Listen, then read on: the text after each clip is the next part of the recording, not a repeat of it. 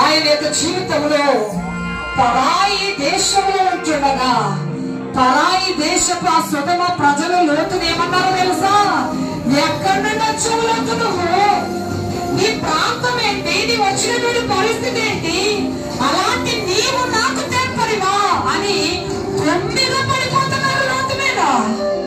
విలువ లోతుకి విలువ లేనటువంటి బ్రతుకు లోతుది.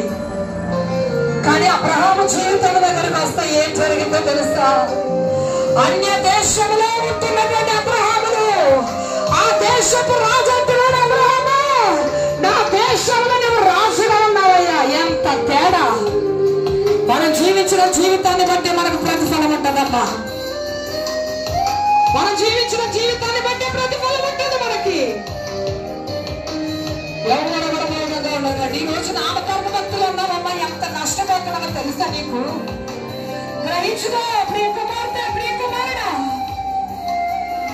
ప్రతి ఒక్కరు కూడా అడుగుదాం, దేవా దేవా నేను నామకరణ భక్తులుగా ఉన్నానయ్యా, నాయన పరిపూర్ణ భక్తులకు నన్ను నడిపించండి ప్రభువా అడుగుదామా? హల్లెలూయా. పరిశుద్ధుడా నీకే స్తోత్రమయ్యా.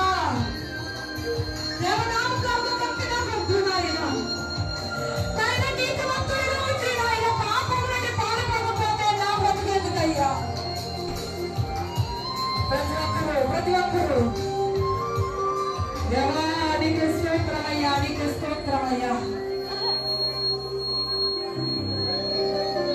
ప్రతి ఒక్కరు కూడా అడగండి, దేవా లోతు లాంటి బ్రతుకు నాకు వద్దయ్యా. పరిశుద్ధుడా నాయన అయోగ్యమైనటువంటి బ్రతుకు నాకు వద్దయ్యా.